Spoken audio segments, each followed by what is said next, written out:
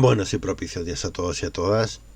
Bienvenidos a este nuevo vídeo de 3 pelis vistas en Filming, en este caso, aunque una de ellas también se puede ver en Prime. Y bueno, hace ya bastante tiempo que no subo un vídeo, desde el verano, bastante tiempo, aunque he visto más cosas, pero al final, pues, por unas cosas y por otras, he ido dejando. Pero bueno, sin más rollo, vamos directamente a contar un poco estas películas que he visto. En primer lugar tenemos la de Percy de 2020, interpretada por Christopher Walken, donde nos narra la vida de un granjero que se enfrenta a un organismo empresarial enorme, el típico David y Goliat, o David contra Goliat, ¿no? Que es Monsanto, productor de semillas transgénicas, ¿no? Y que gracias a la demanda de este hombre que interpuso contra esta gigante, porque este gigante empresarial, pues se consiguió afortunadamente reducir el tema de los cultivos transgénicos.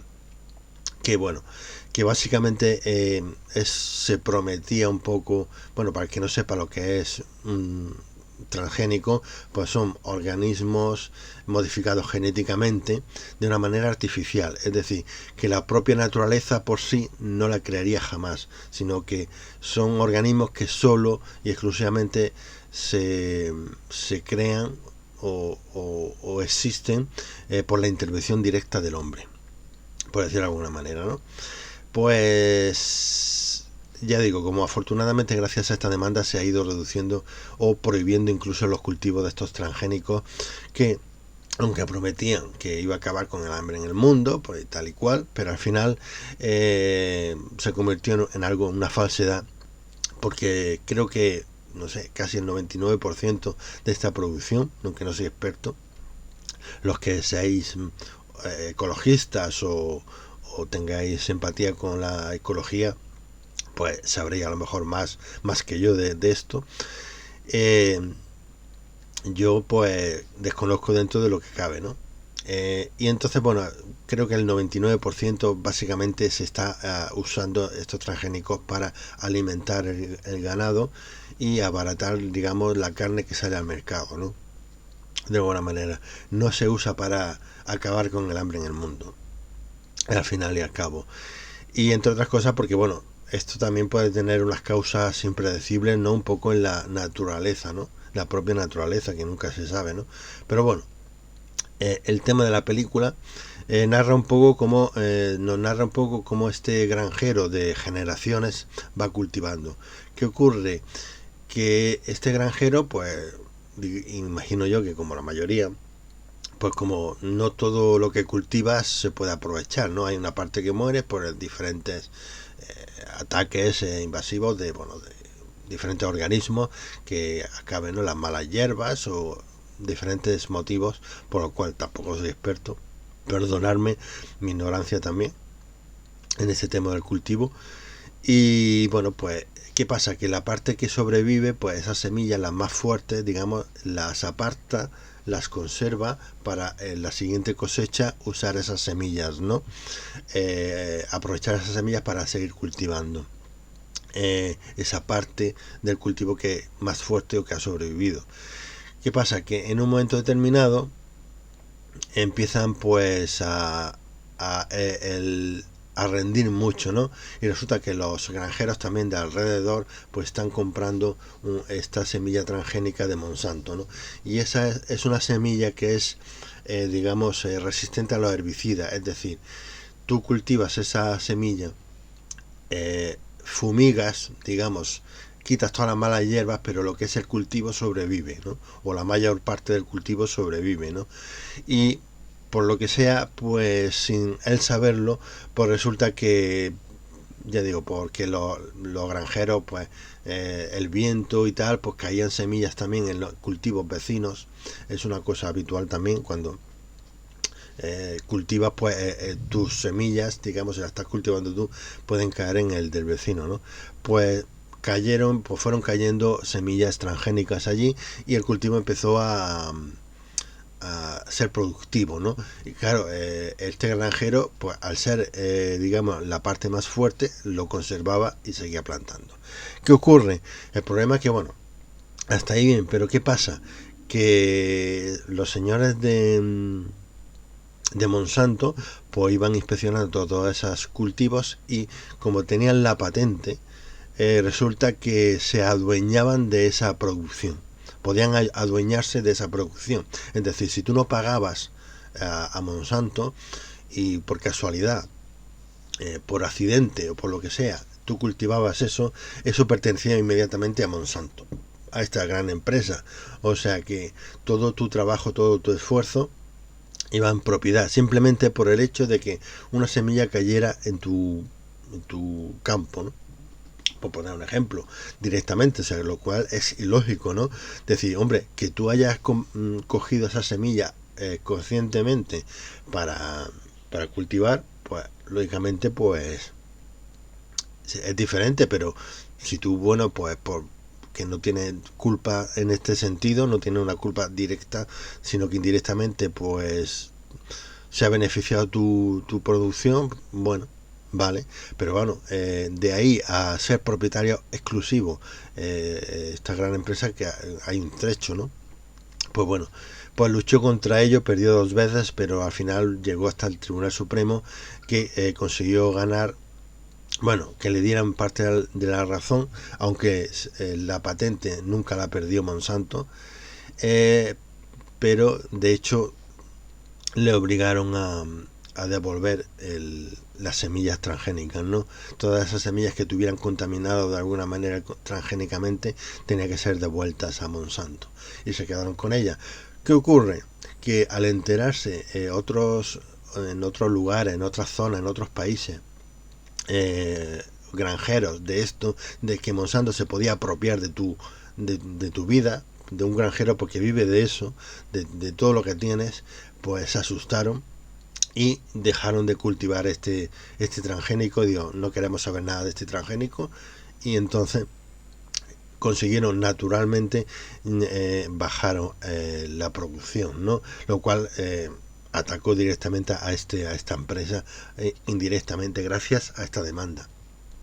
Aunque bueno, no digamos, no fue todo lo feliz, pero este hombre es, digamos, un héroe, la verdad, no solo a nivel local, sino a nivel internacional, porque el hecho de que se prohibiera en varios países, aquí en España se está reduciendo, aunque ahora mismo en Europa los transgénicos están en Portugal y en España, pero en España se está reduciendo, afortunadamente. A ver si llega un momento. ¿Qué pasa? Que esto va a encarecer pues la carne, ¿no?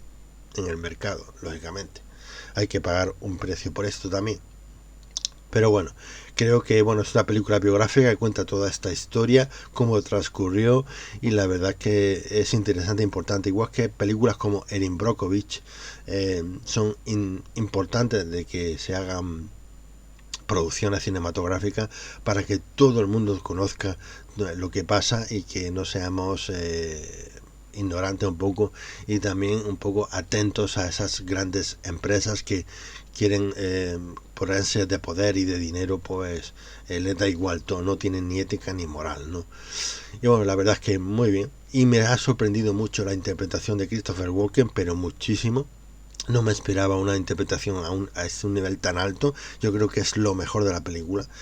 Gracias a esta película, que puede ser tediosa, porque tema de juicios, tema de...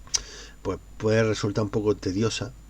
Sin embargo, Christopher Walken levanta él la película directamente, a pesar de que bueno, también sale Cristina Ricci, también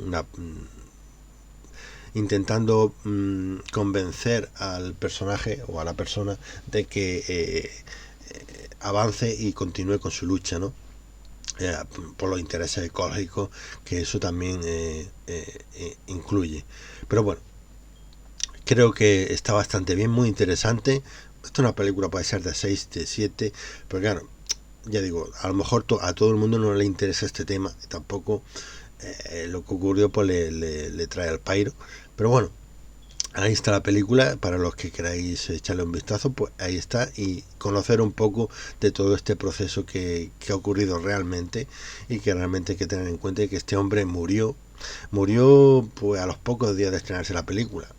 En fin, también contaron su historia y bueno, pues a los pocos días desgraciadamente pues murió este hombre. Ten en cuenta que los hechos de esta película le pillaron a este hombre, la persona real, con 70 y tantos años. Entonces también tiene un mérito que una persona de esa edad pues tenga que enfrentarse a todo esto que tuvo que enfrentarse. Y bueno, aquí acabo esta película y vamos con la siguiente. I never bought that seed. Tests showed substantial contamination. Who are those men, Grandpa? Monsanto will say that everything you grew is their property. Pues pasamos directamente a la siguiente película de Laura, de Otto Preminger, del año 1944, en la que entramos en terreno de cine negro, y en la cual, pues bueno, por supuesto, Otto Preminger, un director muy a tener en cuenta. Si tenéis ocasión de ver su cine, echadle un vistazo. Si os gusta el cine clásico, no os vais a arrepentir. Tiene muy buenas producciones. Bueno, respecto a la película Laura, pues bueno, empieza la película, digamos, se ha cometido un asesinato, no se ve la comisión del asesinato, pero digamos que, bueno, hay una mujer muerta y lógicamente, ¿quién es? Pues Laura, lógicamente. ¿Quién va a ser? ¿No? La película gira en torno a este personaje, Laura, que lo vemos pintada en un cuadro para que tengamos una visión visual de quién es, etcétera. Hay una característica de esta película que es cómo se estructura el desarrollo de la película. Muy interesante, que otra cosa que también tiene muy original, la siguiente de la que voy a hablar, y que me ha gustado mucho, porque claro, tenemos ese asesinato y luego tenemos al detective que va, digamos, lo diré, investigando o desentrañando lo que es el asesinato, ¿no? De alguna manera, qué ha ocurrido y cómo va entrevistando a los diferentes sospechosos o testigos de este crimen, ¿no? Para poder reconstruir los hechos y llegar al fondo de la cuestión de quién mató a Laura, ¿no? Pues bueno, se estructura de una manera bastante interesante, lógicamente a través de flashback, con lo cual vamos conociendo a los personajes a través de estos flashbacks, ¿no? Al principio, bueno, se nos presentan los personajes, pero sin embargo, donde profundizamos en el personaje de cada uno de ellos va a ser un poco en estos flashbacks, ¿no? Y a través de estas, digamos, pesquisas de este detective, que va usando los métodos típicos, ¿no? Para conseguir la verdad, haciendo unas pequeñas trampas, ¿no? Las pequeñas trampitas para saber si la persona con la que está hablando está mintiendo o no, ¿no? Tenemos también a Vincent Price, que no se me olvide, aquí en esta película. Laura la interpreta Jean Tierney y Dana Andrews el detective. Y luego tenemos a Vincent Price, ¿no? También forma parte de todo este embrollo, ¿no? De este crimen, ¿no? Para saber qué ha pasado realmente. Y bueno, pues a través de esos flashbacks pues, nos va estructurando la película, nos va encadenando de una manera muy inteligente, y que para que el espectador vaya descubriendo poco a poco qué ha pasado y llegar al fondo del asunto, ¿no? Porque claro, aparecemos con un hecho simple, que es un asesinato, pero luego eso tiene mucho más profundidad, ¿no? Es un embrollo lo que hay ahí, ¿no?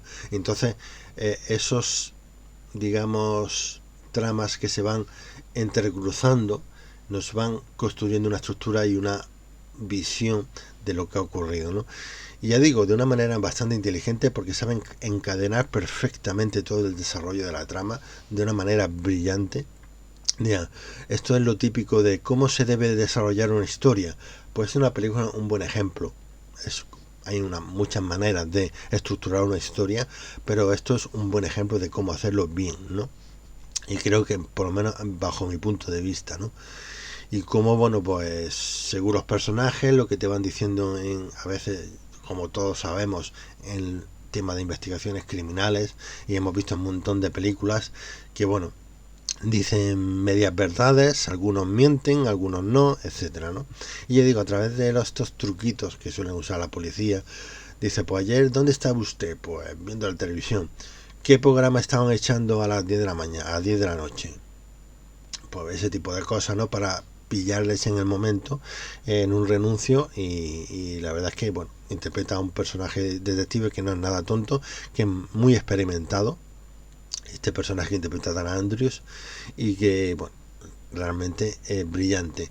Y la verdad es que tanto la interpretación es el propio Vincent Price, que lo vemos, que vamos, como yo lo suelo tener bastante más asociado al tema del terror, pues verlo aquí pues era una curiosidad también, ¿no? La verdad es que todo está muy bien estructurado, la verdad es que la dirección perfecta, la verdad es que muy bien, una muy buena película de Otto Preminger, y que recomiendo, si os gusta el cine negro, pues que le echéis un vistazo. ¿Qué ocurre con el cine negro? Muchas veces, como es muy repetitivo, se han hecho tantísimas películas. Si habéis visto mucho cine negro, pues bueno, a lo mejor ya os resulta un poco repetitivo, ¿no? Pero si os gusta un poco el género en sí, pues yo creo que sí vais a disfrutar. Y bueno, no voy a desvelar nada más, sino que vosotros, digamos, os adentréis en esta película si os pica un poco la curiosidad, ¿no? Y vamos a pasar ya a la próxima película. I remember when Laura bought these glasses, she loved them. I was groping for some way to keep Laura's name out of it. He was always quick to seize upon anything that would improve her mind or her appearance.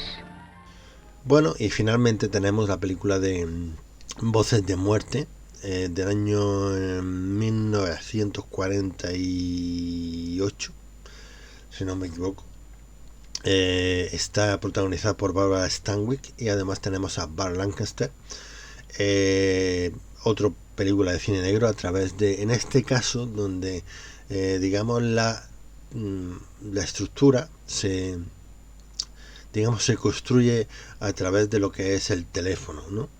Al principio de la película pues nos viene un poco de cómo lo que supone un poco la invención un poco del teléfono, cómo comunica a millones de personas, y nos construye de una manera inteligente también y muy bien estructurada, por qué no decirlo, todo este entramado, toda esta trama de la película a través de llamadas telefónicas, lo cual está muy bien, y la verdad es que se hace bastante entretenido, a pesar de que a priori de bueno, solo llamadas telefónicas, esto a lo mejor esto se hace un poco aburrido, pero no, se va descubriendo un poco, o se va desvelando a través no solo de esas llamadas telefónicas o de esas conversaciones, sino también nos introducen, añaden además el tema de flashback para introducirnos en los personajes. De hecho, una cosa bastante original es que vamos conociendo a los personajes, donde se nos hace un fundido, una transición a un flashback, donde antes de que estos dos personajes se llamen por teléfono o contacten realmente para tener una conversación, se nos pone un flashback para conocer un poco el pasado de estos dos personajes, y que cuando lleguen a hablar estos dos personajes, el espectador pues ya tiene contexto y ya tiene una idea ya hecha de lo que puede suponer el que estas dos personas estén hablando, ¿no? Porque claro, aquí se interrelacionan personajes de diferente tipo, y el personaje principal de Barbara Stanwyck ha tenido, digamos, diferente trato con diferentes personajes de una manera diferente, unos más positivos, otros más negativos, y entonces pues claro, pues no es lo mismo la fluidez o la forma de tomarse esa conversación, digamos, en la película, ¿no? Y el espectador, pues, el director, a través de esta estructura, digamos, pone en contexto un poco al espectador también de todo este tipo de trama, ¿no? Bueno, y me he estado enrollando y no he dicho de qué va. Pues resulta que después de ese título de texto, esa introducción, pues vemos a Barbara Stanwyck hablando por teléfono, ¿no? Y en eso que trata de llamar a su marido, pero resulta que, tal como vemos en prácticamente la primera escena o el primer plano de la película, está descolgado el teléfono de la oficina. Claro, quiere llamar, Barbara Stanwyck está llamando a la oficina, le sale comunicando, ¿no? Entonces empecé, bueno, llame usted que no es normal porque a las 6 ya cierran la oficina y no es normal que no pueda comunicarme con mi marido y tal y cual. En esa entrecruce de líneas de la telefonista, pues se cruza una conversación, la conecta con una conversación donde dos personajes están planeando un crimen, ¿no? Lo cual Barbara Stanwyck está allí escuchando, digo, qué horror, ¿no? ¿Qué pasa aquí, no? Y pues sí, pues si yo voy por el puente y tal y cual, me cuelo por la cocina y entonces recuerda que el cliente quiere esto, que muera rápido, no quiere que muera lentamente y tal, sí, lo tendré en cuenta. En fin, una conversación de un crimen a través de pues horroriza, ¿no? Entonces, pues bueno, vuelve a llamar a la telefonista, oye, mira lo que ha pasado, que resulta que usted me ha conectado con una conversación y por lo visto se va a cometer aquí un crimen. No, pues esto usted llame a la policía, nosotros no, ¿qué quieres que hagamos? No sabemos, no nada de esto. Total, que bueno, pues esa mujer pues empieza a intentar llamar a la policía, empieza ya a recibir también llamadas telefónicas, le cuenta, oye, mira lo que me ha pasado con esto y con lo otro, ¿no? Que he escuchado un crimen y tal y cual, lo cual nos va introduciendo ahí una trama criminal, aparte de, digamos, esa búsqueda o ese intento de comunicarse con su marido. El hecho de que su marido pues desaparece. Y entonces, claro, intenta hablar con diferentes personas que han tenido contacto con su marido a lo largo de ese día o al poco tiempo para saber dónde demonios está su marido, ¿no? Porque no lo encuentra por ninguna parte, ¿no? Y bueno, y se nos va un poco ya viendo o descubriendo el personaje del marido de una manera más amplia y digamos que nos van contando un proceso, una historia, ya digo, a través de los mismos, a través tanto de las conversaciones como de los flashbacks, de cómo este marido, digamos, ha estado comportándose de una manera extraña, por decirlo de alguna manera, y nos vuelve a tener otra trama paralela para contarnos un poco las dos cosas, ¿no? Tanto, digamos, el otro que a lo mejor podría funcionar de McGuffin y de la trama de qué pasa con el marido, ¿no? Porque vamos descubriendo de que el marido pues resulta que bueno, que los personajes tal como nos los venían presentando pues no son los mismos personajes que vamos a tener en cuenta al final de la película, ¿no? Y todo, bueno, se van descubriendo personajes incluso misteriosos también que nos van avanzando un poco en la historia, ¿no?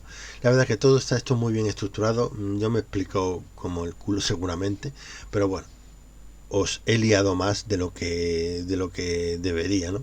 Pero bueno, ya digo, cine negro interesante y que digamos le echéis un vistazo si tenéis ocasión, la de Voces de Muerte, ya digo, de 1948, y que podéis ver en Filmin. Bueno, pues hasta aquí, sin más rollos, y antes que os líe más, ya se termina este vídeo. Hasta la próxima, chao chao. Critics acclaimed it as radio's finest production. Rebroadcast 7 times, an all-time record. Sorry, wrong number since then has been recorded. Made into a best-selling novel. Aquí no hay nada que ver. Dispérsense. ¡Vamos! Aquí no hay nada que ver. Por favor.